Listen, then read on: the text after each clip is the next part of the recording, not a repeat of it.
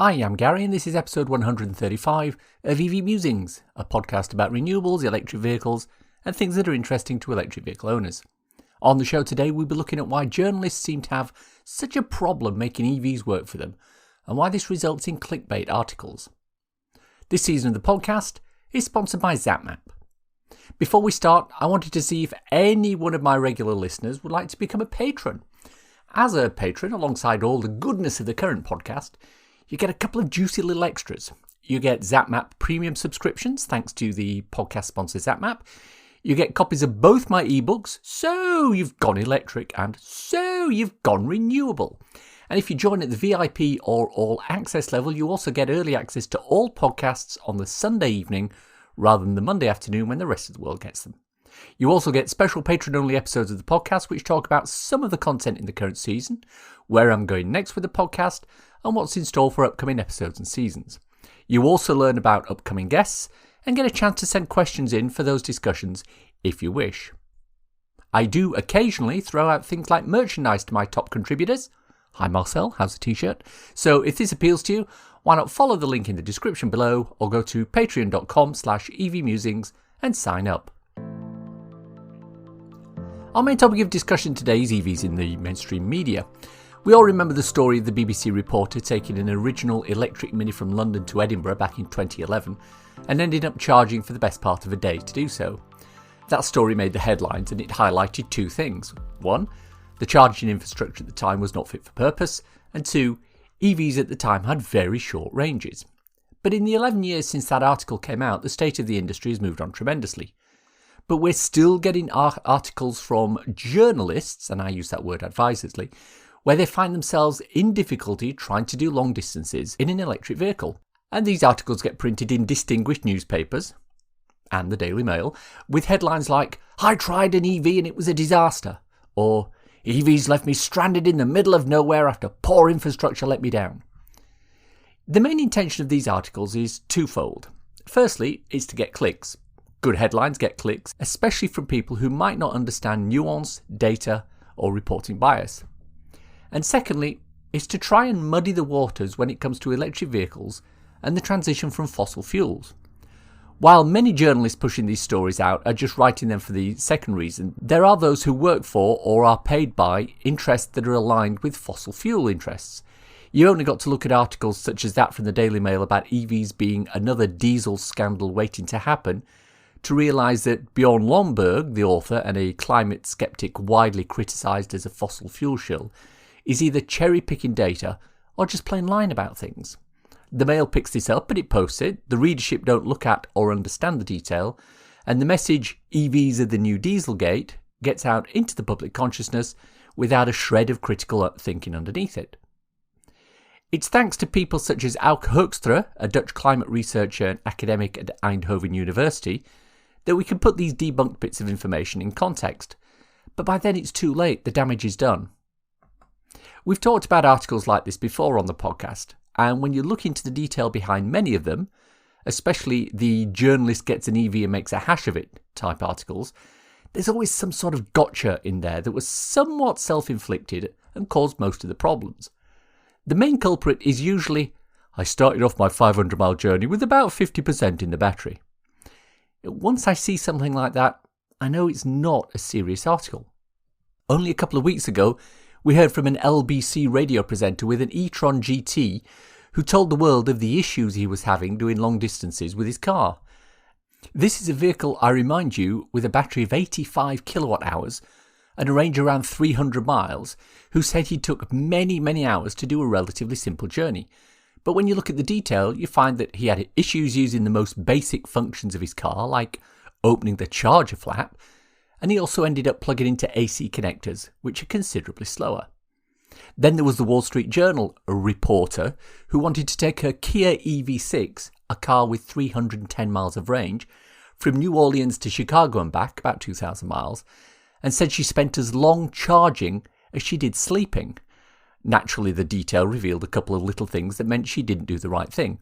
Firstly, she checked her route using a better route planner, which showed her the quickest, ideal route to go on the trip. She then promptly ignored it and took a completely different route she hadn't planned. Surprisingly enough, she didn't know where the chargers were and ended up using, you guessed it, AC chargers, which surprisingly enough took a long time to charge.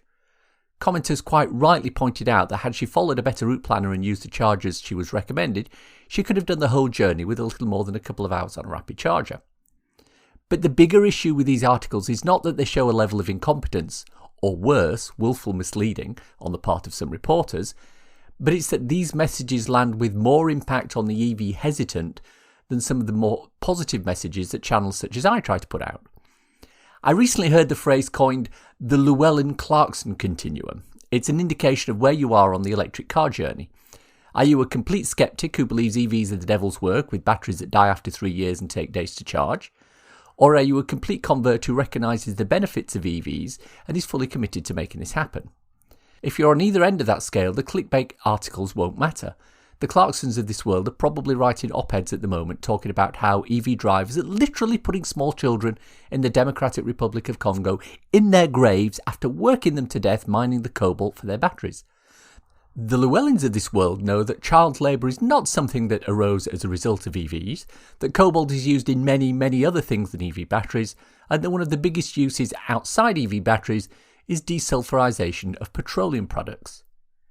But imagine if you were on the fence about EVs, probably near to halfway along the Llewellyn-Clarkson continuum. How would that land? I hear they're good, but I don't know. Will I be able to do my yearly trip to Scotland from Essex? Gary's telling me he has no problem, but then again he's been using these EVs for nearly 4 years now. But I'm new to this, and this reporter's just told me she couldn't do long distances because there weren't enough chargers and the ones she found were causing her an issue with speed. I don't want to spend 8 hours waiting for a charger. You can see how the issue can arise, right? So what do we do? Education. Remember, every time someone says an EV can't do a long distance because of the charging infrastructure, you only have to point out the current Guinness World Record holder for the quickest trans-American crossing, coast to coast in a Porsche Taycan, stopping for just 2.5 hours to charge. The record prior to that was an EV6, just like the one used for the New Orleans to Chicago debacle, and that stopped for 7.25 hours. That's a distance of over 2,880 kilometres. So an EV6 can do almost 3,000 kilometres with just 7.25 hours charging, and a Porsche Taycan can do the same distance, charging in less time than it takes you to have a good meal or watch most of an Avengers movie. All this without using the supercharger network. But there's also the people on the Tesla supercharging network who can do just about any journey they like without charging issues. And then in the UK, our very own friend of the podcast, Andrew Till, went Land's End to John O'Groats in his Ioniq 5, and prior to that in his e-Niro, with no issue from a charging point of view. He then took his Ioniq 5 to Italy and back. I myself have on 2 occasions done 1,000 kilometres in a single day using just public fast charging. At no point in either of those journeys did I have a problem with finding a working charger. That is despite, in the second instance, going through the charging wastelands of mid-Wales and Lincolnshire and Cambridgeshire. You've only to cast your mind back to previous episodes of this podcast where we discussed taking long-distance journeys, planning for trips, charging little and often, to realise that the main barrier to effective EV ownership is a mental one, not a physical one. If you go into it thinking you'll run the battery down until it's in the red, pop it to the nearest charger and be charged again in a short while, however you define a short while, the chances are you're going to be disappointed. Now, am I saying that the infrastructure is infallible and that journalists are wrong with their reporting? No, I'm not. The infrastructure is expanding massively, but it's not keeping pace with the uptake of electric cars. As more and more drivers get onto the electric bandwagon, we're encountering more and more issues with broken chargers and queues to charge. But in the almost 4 years I've been driving electric, I can honestly say I can count the number of broken chargers on one hand and the number of times I've had to queue for a charger on the fingers of a mitten. Am I lucky?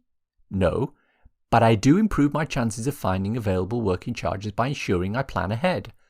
But as more and more people join the EV revolution, they aren't going to want to plan ahead. Of course not. But cast your mind back to the early days of the internal combustion engine. Petrol was dispensed from drugstores then, and not all of them did that. Gradually, petrol pumps became available, but they were sporadically set up around the place, linked to shops such as general stores or hardware stores in the US. The first petrol filling station was created in St. Louis, Missouri in 1905. The second was in 1907, a full 2 years later. Does this sound familiar to anyone looking at places like the GridServe electric forecourts? This meant that anyone wanting to do a journey at that time would need to plan ahead. If they were living outside St. Louis, Missouri, chances are they'd be heading from hardware store to hardware store, hoping the pump was working and had gasoline. Sound familiar? Of course, since then, things have improved somewhat in the world when it comes to petrol stations. The US has 114,000, down from 121,000 20 years ago. The UK has a little under 8,500, down from 40,000 50 years ago. They've also expanded to become shops, service areas, coffee houses and off-licence amongst other things. So perhaps that's what we've got to look forward to with charging stations. I do hope so. In the meantime, when it comes to negative stories on EVs, they all need to be taken with a pinch of salt. Clickbait sells. Andrew Till has a video out detailing his Land's End to John O'Groats trip, and it has 20,000 views. The article from the Wall Street Journal where the journalist had issues with charging has been shared 36,000 times on Facebook alone. That's not including other social media platforms or articles that reference the story but link out to it via URL shorteners. Nor does it cover the people who read the article online directly, on the Wall Street Journal webpage, or via subscriptions. Had Andrew's video been entitled, "I tried to get from Land's End to John O'Groats on an EV that didn't have the range, you wouldn't believe what happened next," I can guarantee there would have been twice as many clicks than it got. Either way, it's almost impossible to compete with something like the Wall Street Journal or the Daily Fail or the Times when it comes to beating clickbait. We just have to try our best to educate after the fact. It's time for a cool EV or renewable thing to share with your listeners. Long-time listeners to the podcast will know that I've termed the phrase the charging wastelands to describe those areas of the country where EV charging is, shall we say, less bountiful than elsewhere. One of these specific wastelands is North Yorkshire. So I was very glad to learn that North Yorkshire County Council have thrown their hat in the ring to get government funding for 70 chargers to be installed in rural areas around the county. It's part of the recently announced £400 million Local Electric Vehicle Infrastructure Fund. The charging points will be powered by renewable energy, including small-scale hydroelectric generators and solar panels linked to battery storage.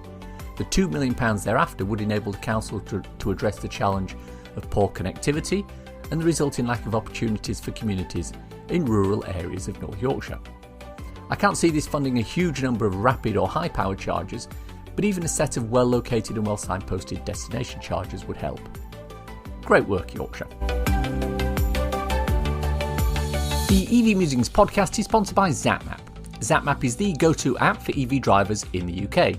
Use it to search for available chargers, plan electric journeys, pay for charging on participating networks, and share updates with other EV drivers. ZapMap is free to download and use, with subscription plans for enhanced features such as using ZapMap in-car, on CarPlay, or Android Auto. And that's the show for today. Hope you enjoyed listening to it. If you want to contact me, I can be emailed at evmusings@gmail.com. I'm also on Twitter @musingsev. If you want to support the podcast and newsletter, please consider contributing to becoming an EV Musings patron. The link's in the show notes. Don't want to sign up for something on a monthly basis? Well, if you enjoyed this episode, why not buy me a coffee? Go to coffee.com/evmusings and you can do just that, ko-fi.com. If you want a quick reference ebook to read on your Kindle, I wrote a little something called So You've Gone Electric. It's available on Amazon worldwide for the measly sum of 99p or equivalent, and it's a great little introduction to living with an electric car. Please check it out. Links for everything we've talked about in the podcast today are in the description. If you enjoy this podcast, please subscribe. It's available on iTunes or wherever you get your podcasts. Please leave a review as it helps raise visibility and extend our reach in search engines. If you've reached this part of the podcast and are still listening, thank you. Why not let me know you've got to this point by tweeting me MusingsEV with the words, "Clickbait is the worst bait." Hashtag, if you know, you know. Nothing else. Thanks as always to my co-founder Simon. You know he's considering going back to university to get a doctorate. Probably going to study the chemical composition of batteries or something equally as interesting. And when I asked him what prompted this decision, I was expecting him to say it was the quest for knowledge or the need to better himself and help society. But no, he told me, it's thanks to people such as Auke Hoekstra, a Dutch climate researcher and academic at Eindhoven University. Thanks for listening. Bye.